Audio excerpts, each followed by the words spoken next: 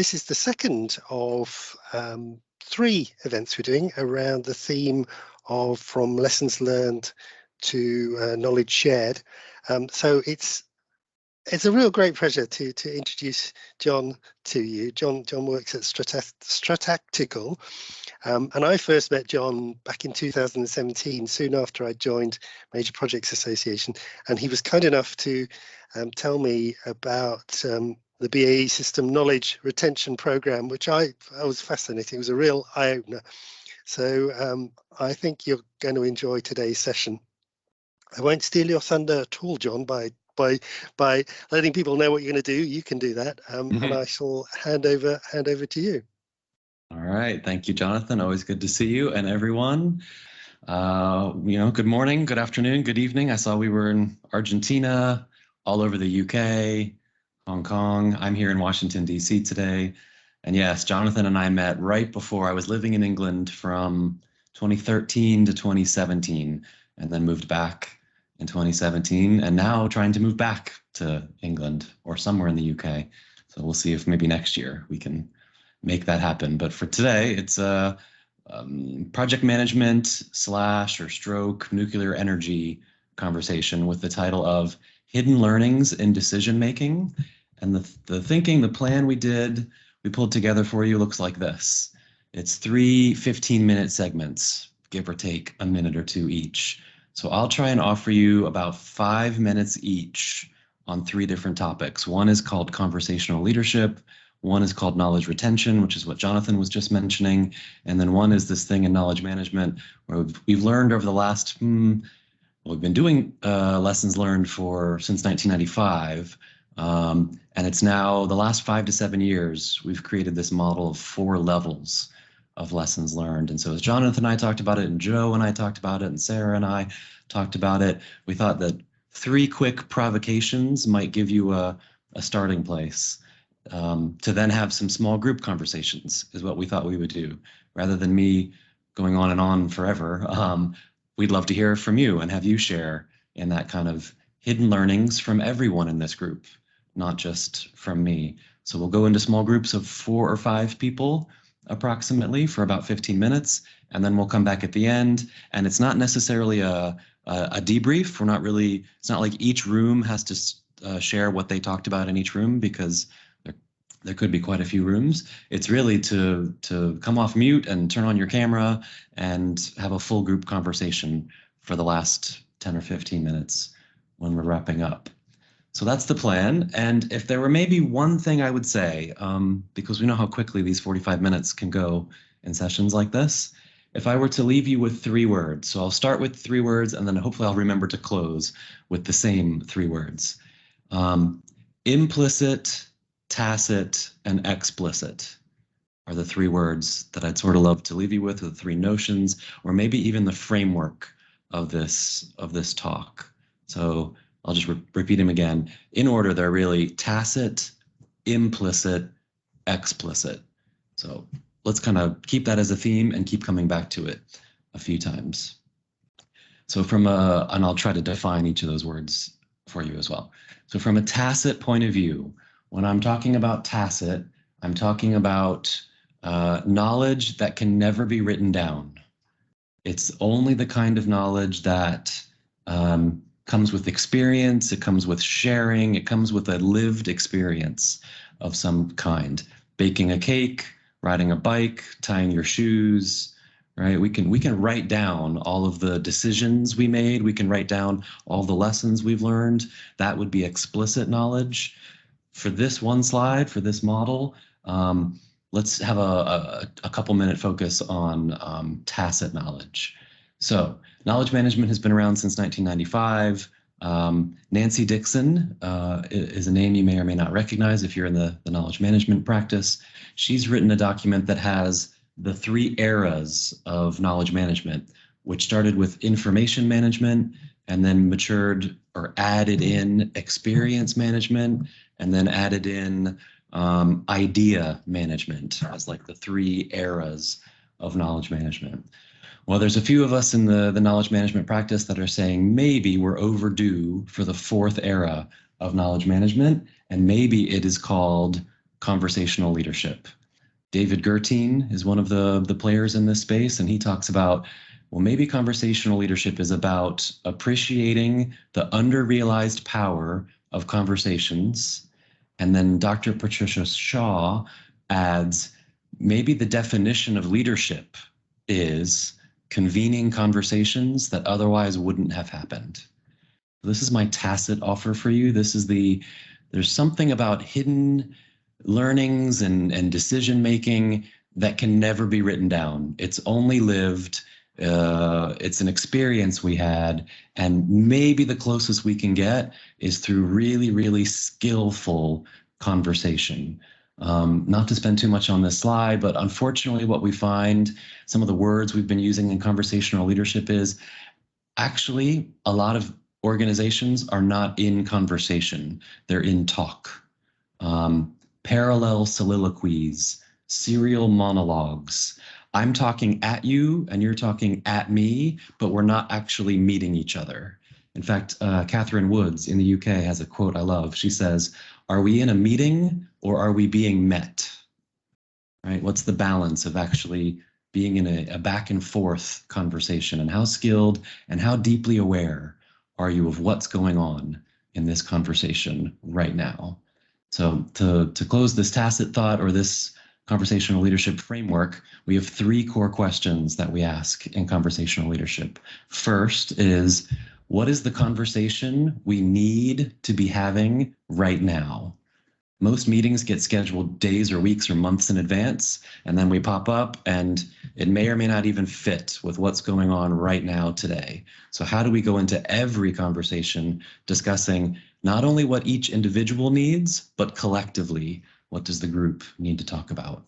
And then number 2, in what way do we need to have that conversation? Is it text? Is it by speaking? Is it by raising hands and taking turns? Is it by everyone speaking at the same time? Is there some kind of liberating structure or approach for having this conversation? That's what we mean by what way do we have the conversation.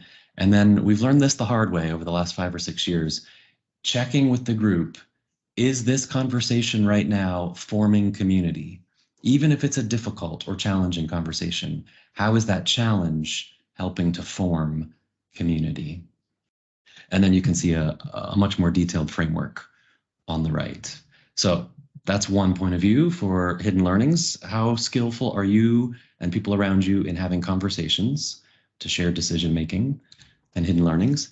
Here's the one that Jonathan mentioned, and I'm watching the clock. So in about 3 or 4 minutes, let me describe this one quickly. Knowledge retention. So in knowledge management, we like to separate out knowledge transfer in comparison to knowledge retention. Most organizations will talk about knowledge transfer, which fits really nicely with the assumptions I just made about conversations and meetings. Knowledge transfer, unfortunately, is most often one person writing some stuff down and then hoping that other people read it or use it or understand it. That's often what a knowledge transfer process looks like. We're reframing that. We're rethinking over the past, I'd say, well, since about 2010, knowledge retention, which I'm hoping intuitively sounds like, ooh, we have some knowledge in this organization. How do we hold on to it? It's not just one person. There's a subject matter network in addition to a subject matter expert, right? Knowledge exists in the group. How do we hold on to the unique and critical knowledge in the group? Well, over the last, 10 or 15 years, this has turned out to be the most effective way to hold on to unique and critical knowledge across an organization. So really, really quickly, I wish we had more time for this. It takes quite some time to practice and think through this, but in a few minutes, it's a team-based approach. So you're looking for 5 to 8 people, give or take. You can have less, you can have more, but a good size is 5 to 8 people. On that team, you create a list of questions. So it's not a predefined template. It's not a SharePoint site. It's not a structured interview, right? It's a group of people that come up with a list of difficult questions, or like we just talked about tacit knowledge, a list of tacit questions. Okay, that's step number 2, list of questions. On average, it's 56 questions is what a team usually comes up with. Once you've got that list of questions, you move to step 3, and quite predictably, you discuss and document as a group all of those questions. And then once you've done that, you move to step 4. And this is where I think the most fun is had. We call it practice and innovate. This is where all of those discussions that you just had, where you wrote down your list of questions, you wrote down your responses. Notice how I don't say answers to those questions. Now you practice and innovate them. Now you get together. Sometimes we call it rolling up your sleeves. You go do. So if you were talking about, building a nuclear submarine, the first 3 steps are you get the nuclear submarine experts and groups together, list of questions, discuss those questions. In step 4, you go get inside the nuclear sub and do some work in the sub based on what you talked about from your questions. So it's a practice and innovate of the job. So it's almost mentoring, it's almost coaching, it's almost job shadowing. Those kinds of approaches is what you're doing in step 4. And what we found is that when you run this process, externally validated at 91% of unique and critical knowledge is maintained in organizational memory by running these 4 steps, to be compared with 67% of unique and critical knowledge is maintained by doing a mentoring approach, which is a very common knowledge transfer approach. So knowledge retention process as another provocation or consideration for you for how to share decision-making and hidden learnings. And the third and final for today is the 4 levels of lessons learned.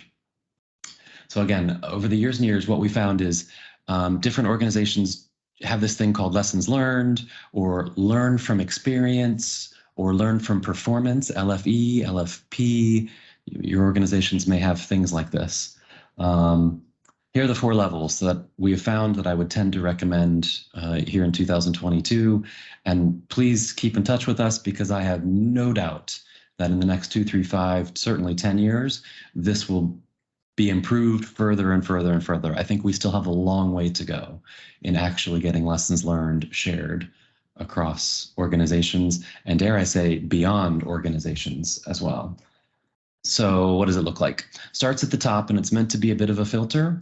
Level 1 is what we call lessons documented. This is where you have a website, or you have a template, or you have some kind of software tool where people have learned something, and unfortunately, it's usually a mistake or a failure, as in it's only failures. I'm encouraging to have a lesson learned from opportunities, successes, failures, blips, mistakes, all of the incidents. All of those are potentials for lessons documented. And the idea is pretty simple. Let's document as much as we can, as much as we feel is appropriate, as much as you can budget time and availability and priority for documenting things that have been learned inside your organization. That's level 1. Level 2, so you could have thousands, millions, billions of lessons documented, things that are written down and searchable, tagged in a taxonomy, findable, discoverable, right? Even level 1 can be a difficult thing to get started. Level 2 is then to say, how do we communicate more broadly some of the unique and critical lessons that need to be shared with specific people or specific teams? So you're almost into a communication strategy, or maybe a change management strategy. You're into some kind of approach where you've got a newsletter, or you've got a monthly phone call, or you've got what we call a community of practice, or maybe multiple communities of practice. You've got some kind of way where people can, yes, be looking at the database and the templates and the documents and the software, but dare I say, more importantly, you're beginning some conversations about, ooh, did you see that latest lesson that was posted? I think that's going to be relevant to you. Or did you read the newsletter? I saw the 3rd latest lesson learned is going to apply to that friend of a friend of yours. You might want to share it with them, right? So we've got some kind of sharing going on in some kind of relatively strategic way to make relevant and pertinent knowledge more timely for those that need it. That's level 2. Level 3 is what Harvard and other universities, I think Oxford does this too, CBL Some of you may have done this before. Case-based learning. Case-based learning is another level. Case-based learning, as you can see there, it says the top 1% of the most unique and critical lessons. What we're trying to do with CBL is you actually bring in a team to document the decision tree from that lesson learned. What I mean by that is you're going to have 2, 3, 5 people who either in the middle of the project or towards the end of the project, or maybe even slightly after the project, they come in and they start conducting quite professional interviews. So this, you can see how this is more than someone just documenting something. This is more than sharing out what's been documented. This is now bringing in a group of people to do an interview. What do you call it in the UK? A panorama. That's probably the closest example I could give you. Bring in a group of people to interview what really went on here from multiple perspectives. And what they really do in case-based learning is, from each interview, what do you feel were the key decisions across the length of this project? What were the decisions? What were the options you saw at that time? And what choice did you make? And how did you make that choice? All of that is gathered in interviews and data, and a report is written. And then what really happens with CBL, you actually create e-learning and classroom training. You create an opportunity for people to get together and spend an hour or two studying and discussing and reliving. They literally go decision 1, decision 2, decision 3 from the beginning of the project to the end of the project based on this case-based learning, interviews and data that they gathered. So you can see how much time and resource and energy goes into level 3. This is if it's been, in the United States, this is when, lives are lost, or NASA tries to launch a shuttle and it unfortunately fails, right? These are on the big ones where there's a case to be studied and discussed and felt by the organization, by a certain group of people. And then level 4 is what we call lessons applied. Lessons applied is when you don't wait until the lesson has been learned. It's lessons learning.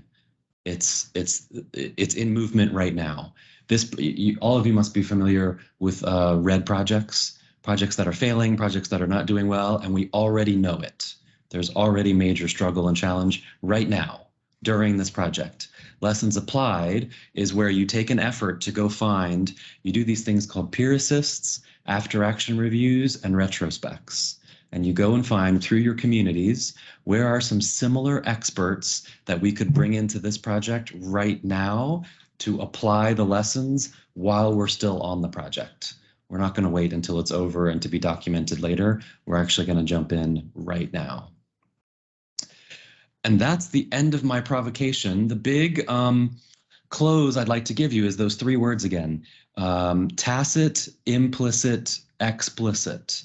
So if I go in reverse order, explicit knowledge, when we're talking about right now, nuclear, APM, hidden learnings and decisions, from an explicit point of view, I would encourage you to consider this lessons learned process. This would be a way of documenting information to get lessons and decisions documented. If I go back a slide, this would be my recommendation for you for implicit knowledge, which is shared assumptions that a group is making that they haven't really checked those assumptions. I would encourage you to look at the knowledge retention process to get shared assumptions documented and shared decisions understood across groups and the whole organization. And then if I go back to my first slide, from a tacit point of view, I would highly encourage you to consider looking at your conversational awareness, your conversational depth, and your conversational skills inside your organization for a tacit, that which can never be documented, because as soon as it's documented, it's already out of date, conversational type of skill from a tacit point of view. And with that, I'll stop sharing and come back to Sarah. Sarah, can we start to open up breakout rooms? And the prompt question as you head into your breakouts is, what lessons do you have? What experiences do you have with sharing decisions and learning from a tacit, implicit, explicit point of view?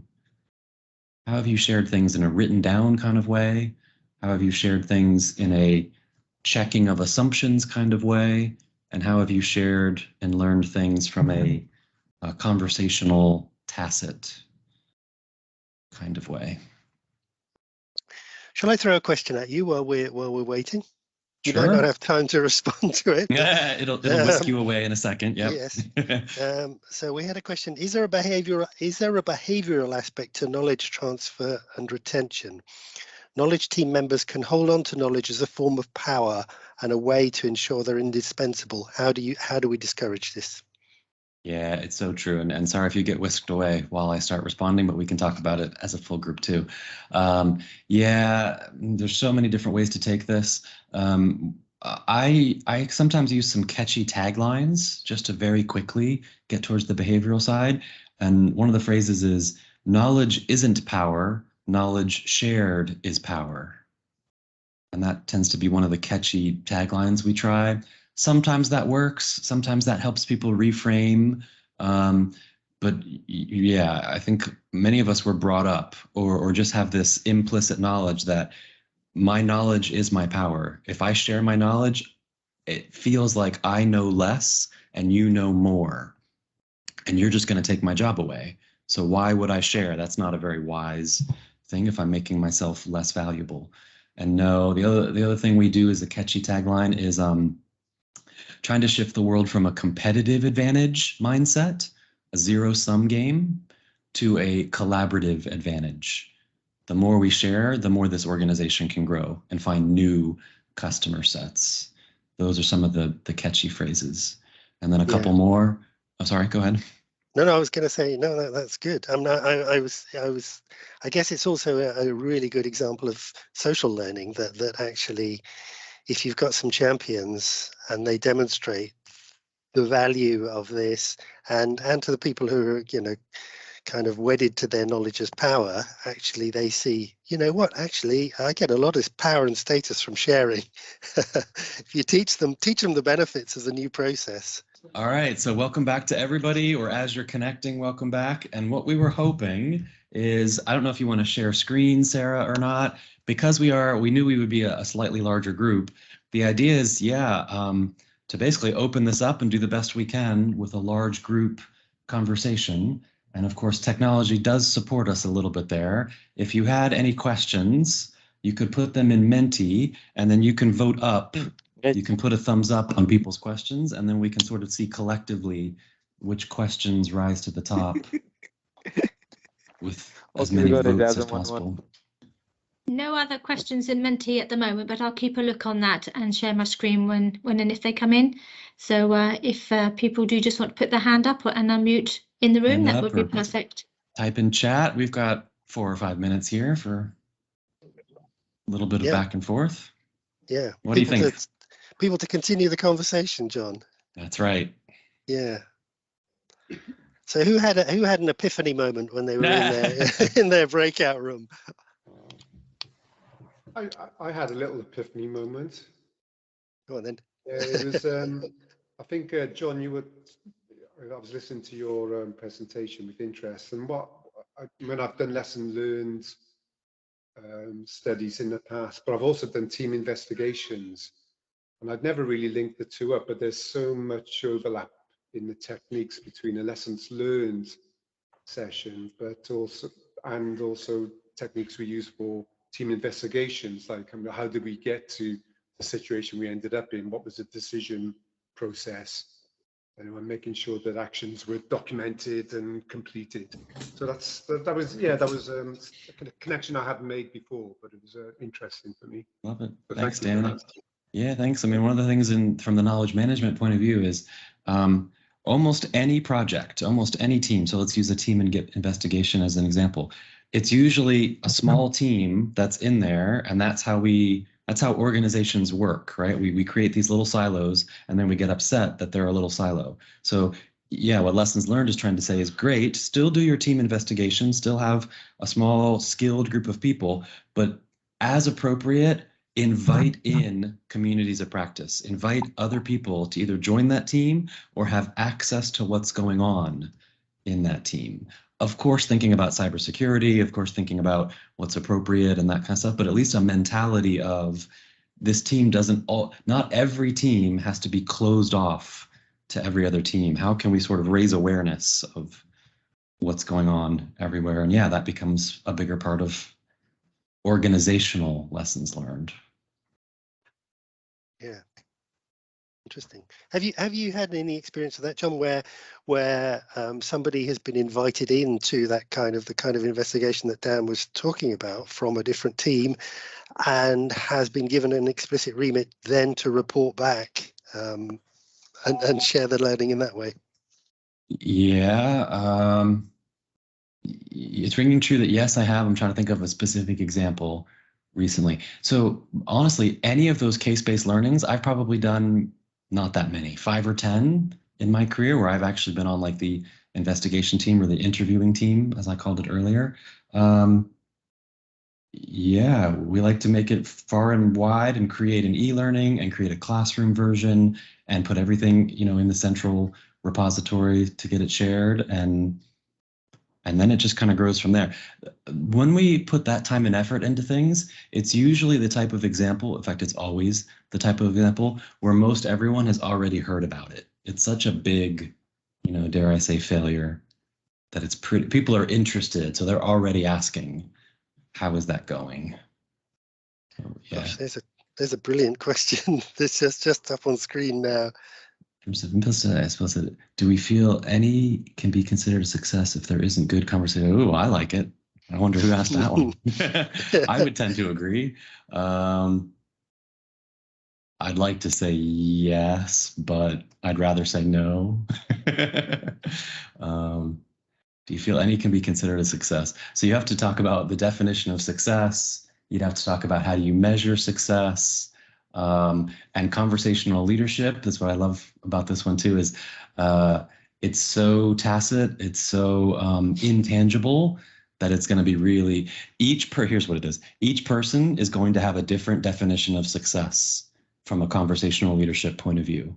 So that's what's tripping me up in this question, is like, you could have 100 people involved and 99 of them could say, amazing conversations, I have implicit, tacit, explicit, and one person from a conversational leadership point of view could be like, nope, I didn't feel safe, I didn't feel involved. And then would you say the whole thing is a failure? Or would you say it's a failure for 1 out of 100 people? Because yeah, conversational leadership is more looking at individuals as well as subgroups, as well as whole group.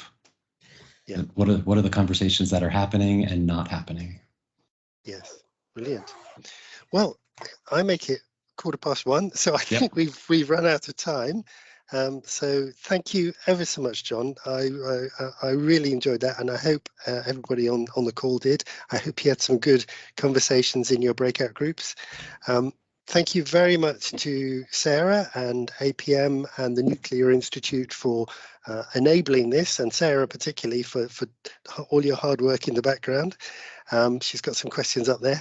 But before I hand you back to Sarah, I'd just like to say a special thanks to John and to say happy Thanksgiving. You can now go and enjoy Thanksgiving, John. You started the day in a perfect way. And Sarah, over to you. Thank you, Jonathan. Thank you, John. Really great session, and yes, thank you all for joining.